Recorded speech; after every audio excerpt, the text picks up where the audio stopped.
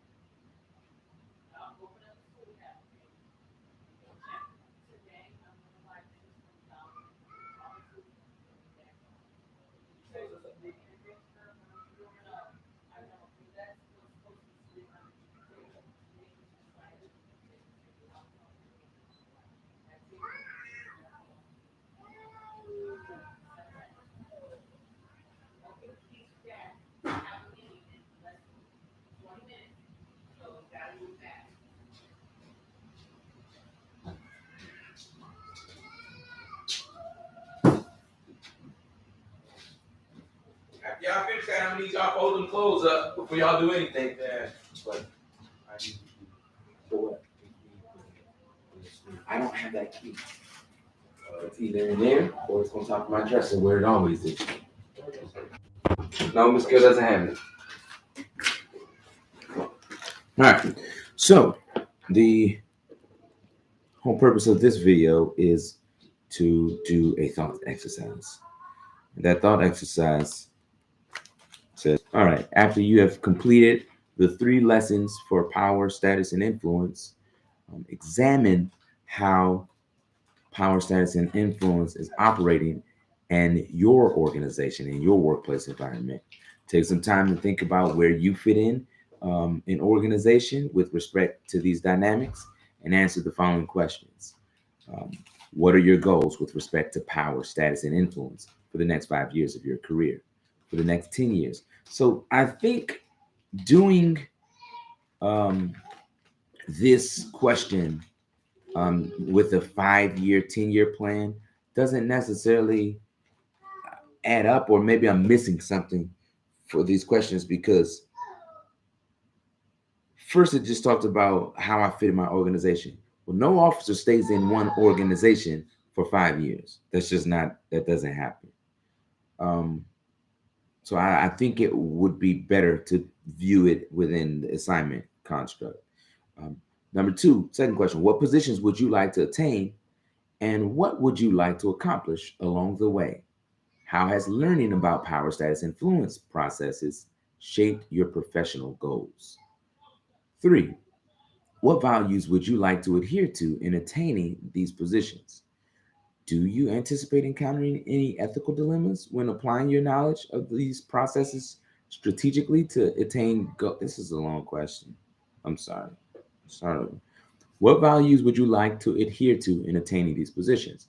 Do you anticipate encountering any ethical dilemmas when applying your knowledge of these processes strategically to attain goals and increase leadership effectiveness?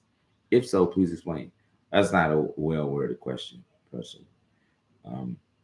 But my position in the staff here at the Global College is on the bottom.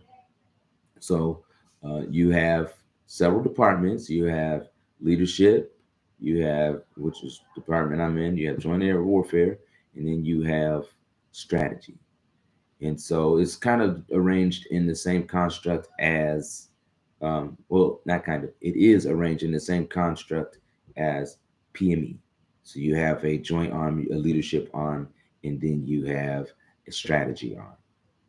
And so you have course directors who are responsible for some of the courses, and again, you have PDE, IDE, and SDE. I am the person responsible for PDE.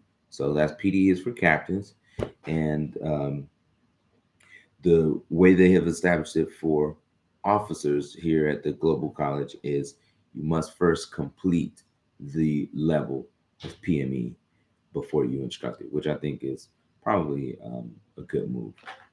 I think you could do it without it, but I understand the concerns. Hey, how are you teaching this course and you haven't even finished your PME? I get it, whatever. Civilians don't have that requirement um, to have completed the ACSC or SOS or Airwell College. Um, so I will say that if the PhDs can do it, I think the officers can do it. But I understand, and I'm not here to really dispute that. I am at the department level, and then above the department level is the department chair. Above the department chairs are the deans, and above the dean is the commandant. So you have two deans and one commandant. Um, that's pretty much the structure here. And this place has it still has power, status, and influence. Those things are still at play here. But the power is, um, yeah, I was going to say it wasn't wielded the same way as like a typical squadron or a wing, where you have the squadron group and wing. Um, but in some cases, it is. Before I arrived here, and in some departments, there are power issues. We just had a um, what do you call it? Unit climate assessment. We just had that, and the climate for some departments is not good. For the leadership department, it's pretty good. I enjoy being here. I love being here. We switched recently to a new department chair with the retiring of our previous chair, and it's been a pretty smooth transition. I think so. There's differences in leadership styles, but overall, it's progressed pretty well. What are my goals with respect to power, status, and influence for the next 5 years of my career? So for the next 5 years, I'm currently at year number 14. So 6 more years until retirement eligible. I can press the retirement button at the fifth year. Um, so at year 19, I can press that retirement button. I think right now I do not have a plan set in stone of when I want to retire. The military has been good to us. The military has afforded a lot of opportunities that may not have otherwise been available, or maybe they would have been available. I don't know, but it's afforded some opportunities in lifestyle and options that that I like, and I'm comfortable here, and it's familiar. The only thing that is getting more difficult as the children age, and as we age, is moving constantly. Every 2 years, moving to a new assignment is old. I'm over it, especially um, when you have to establish, and it takes a while to establish your routine, and then for your family and for you, and then once you establish it, it seems like you have a few months, and then you're leaving, and then you're reestablishing it. So that process gets more difficult the more times you do it. Honestly, for me. So my goals with respect to power, most of the moves happen because you are having to demonstrate to the officers appointed over you that you have capability and you are able to handle more responsibility. How do you do that? How do you show that you're a capable leader? By leading. You do it at a smaller scale, a larger scale, and it's even larger scale still. And so at each level, your power increases because you're going from if you're in a leadership position, your power increases. Me here, I'm not in a leadership position, and I don't have any desire to increase my leadership position within the next 5 years. So my power is going to stay about the same. Status and status will probably, I see power and status being related. My Status will probably remain about the same, but I hope to have my influence continue to increase. I'm not looking to move up in terms of positions of leadership here. What I would like to do is I would like to get a PhD. After attaining that PhD, come back and fill some sort of position in the school. It doesn't have to be department chair. It doesn't have to be anything like that because again, I am I am comfortable and I am satisfied where I am. The amount of time that leadership requires, that's the main thing that pushes me away because I've been in those leadership positions as a flight commander where I left before my children woke up and I came back home after they were asleep. And so I don't want to do that anymore. I have no desire to do that at all. I've spoken with um, superior officers and I've let them know essentially, hey, that's not me. I don't want to do it. So next job, even if I can't pursue with that um, primary plan of getting accepted to a PhD, do that for 3 years. Now you got 2 more years remaining or 1 year remaining, and then come back and do 2 years, and then you finish up your entire career at year number 21. You can be done. Now, the airfield officer community is going to want to have me probably give an additional 2 years doing something. I don't want to go to the squadron. I don't want to have, so this is 10 years later. I don't want to do any of those items. So, and then I'll show you. hey, Hey, there, are you sure you don't have keys? yeah, I have keys in my pocket. I don't have the keys with the blue tag. I don't have the keys with the blue tag either. I don't know where those are. Yeah. Okay. Okay. They're probably on. Damon is not really thorough right now, but he can come get the keys. I have them right here. Okay, that's fine. Quick question. Evangelist Grace just text messaged me. She said, "Can we book rolls for 40 people, the Hawaiian rolls?" And I said, "Yes." Okay, that's not a question. So, all right. Yeah, it wasn't a question. Anyway, talk to you later. I know you got a meeting. I got a meeting too. All right, bye. All right, bye. Hey, Damon. Damon. Damon. Come here.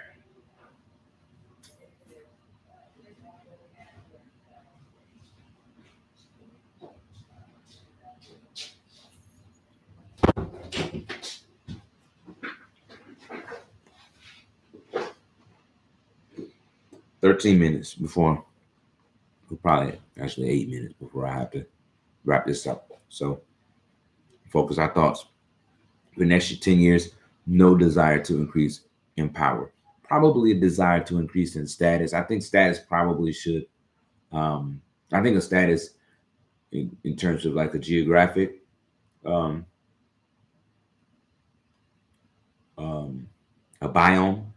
I think a status has having a plateau effect. So if you're not increasing your power, eventually you will reach a level place in status where you don't necessarily increase in status, and now those increases begin to level off, and now you can lose status, but it's probably not going to be any situation where you're increasing in status too much if your position is stable. Influence, you probably also level off at influence as well. If you're not moving and changing, you kind of get to a level place, and then as new faces come in, this is the thing about the military. As new faces and new leadership comes in, they don't know you. Um, Depending on how they operate, they may have the same views as your previous leader. They may not. Yeah, as a flight commander, I had a leader that didn't think very highly of me, and he rated me as such. And when the next leader came in, he kind of continued that treatment. I assumed that they both had a crosstalk, and so he treated me that same way. But as our experiences and interactions increased, he began to see for himself that I don't think that picture was accurate. And eventually, I became the top guy in the squadron because this guy's an effective leader. He gets stuff done. I can depend on him. I can throw challenges his way, and I can expect him to handle it. So your your status and influence can change based on leadership, but from a internal aspect, I don't tend to drive that. I understand that it will change, but I just tend to kind of find my niche and stay in my lane. That's my view. It's not a really challenging view, but again, my priorities are my family.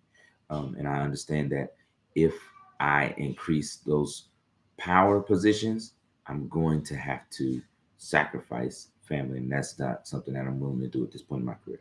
What positions would you like to attain, and what would you like to accomplish along the way? I do want to. I want to do research. I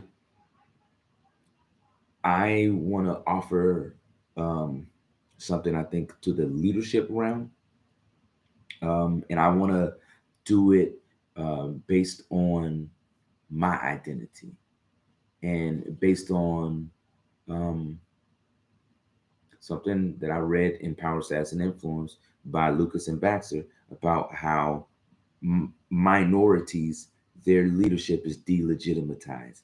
I want to dive further into that because I've seen that. I've been a part of that. I've been party to that where attempts to delegitimize me. I've had a leader say to my subordinates, if you have any problems with this guy, you let me know. And I just showed up into the organization. So those types of things and those dynamics interest me. I want to get into that. And how has learning about power, status, and influence processes shaped your professional goals? It hasn't, honestly. Learning about power, status, and influence have given me um, the nomenclature. It's given me the vocabulary to articulate what is happening. I on a subconscious level, and even a conscious level, I understand what's happening. Everybody understands formal leaders and informal leaders. You go to a new organization, or at least I do. I can't speak for everybody. I understand formal and informal leaders, and you go into an organization and you have people that are in a position, and then you have people that are the actual leaders. And a lot of times in a military organization, at least at the top anyway, a lot of times that leader is the actual leader. But when you have a crisis, who you go to? When you need to know something, who do you go to? Sometimes those are different people throughout the organization. And so for me, it hasn't changed my goals or how I'm going to do something because, again, my priority is my family. And that's just how it is. What values would you like to adhere to in attaining these positions? Do you anticipate encountering any ethical dilemmas when applying your knowledge of these processes strategically? I understand one thing: as your power goes up, your um, almost your willingness to hear other thoughts goes down because the consequences rest on you, and so you're going to do it the way that you feel comfortable doing it. And to me, that makes sense. But there becomes a challenge or a almost a risk of surrounding yourself with people that echo the same things that you're saying. And that I think is a very strong risk in an organization. And this is how organizations get off kilter. When, like, especially if you have, like, for cults, as an example, um, everyone is worshiping the leader. Everyone is looking to the leader for everything, and whatever the leader has spoken, that is what it will be. And so, when you get into a situation like that, that's obviously a dilemma because you decrease the amount of innovation because it's all about what your ideas are and not necessarily about the ideas of your subordinates. And so, I think these are some of the challenges that you have to be aware of not falling into that trap of I'm the most important person in the room and my thoughts are really the only thoughts that are worth mentioning. And everybody else, if it's not an alignment to what I want to do or what I think, then just let it go. So I think the risk is not allowing that power to um, corrupt.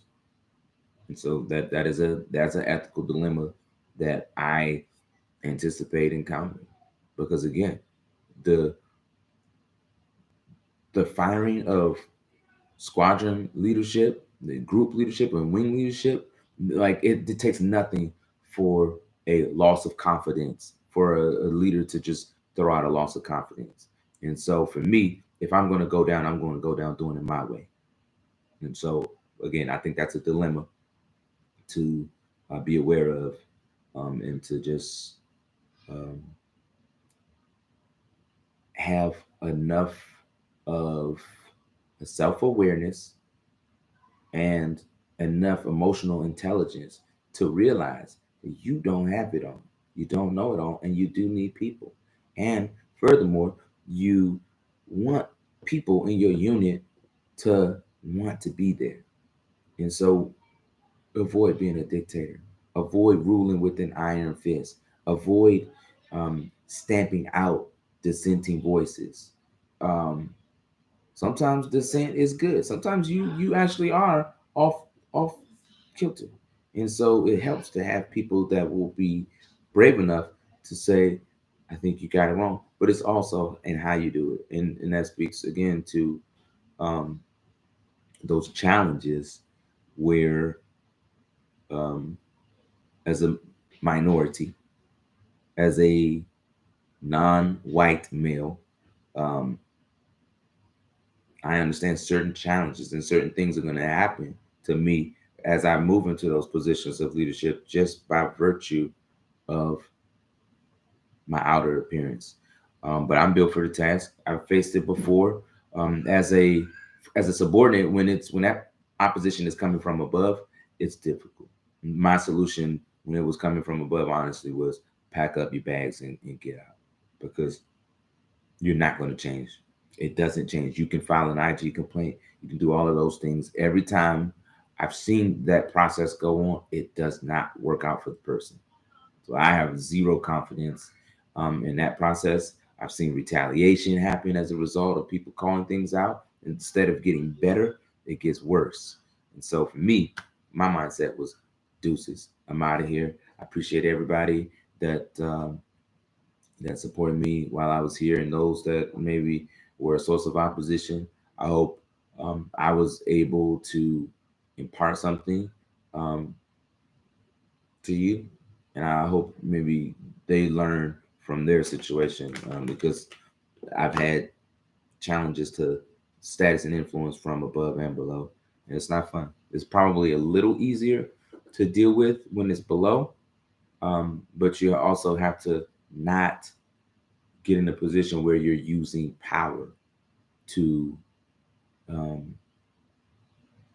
to to resolve the situation because um, a lot of times in organizations as an officer as a leader you are coming into an organization after those individuals have already established their influence. And so you're starting with lower influence. You're in a position of power, but you're starting with lower influence. And over time, time and trust, building that trust, that's what's going to help you gain that influence. Um, and if anything is out of balance, it'll um, you have to work it out, but you can't use it power to do it. Not if you want to um, have an effective unit. So that's all I got really. 1258. I think we can write a paper off of that. We'll see.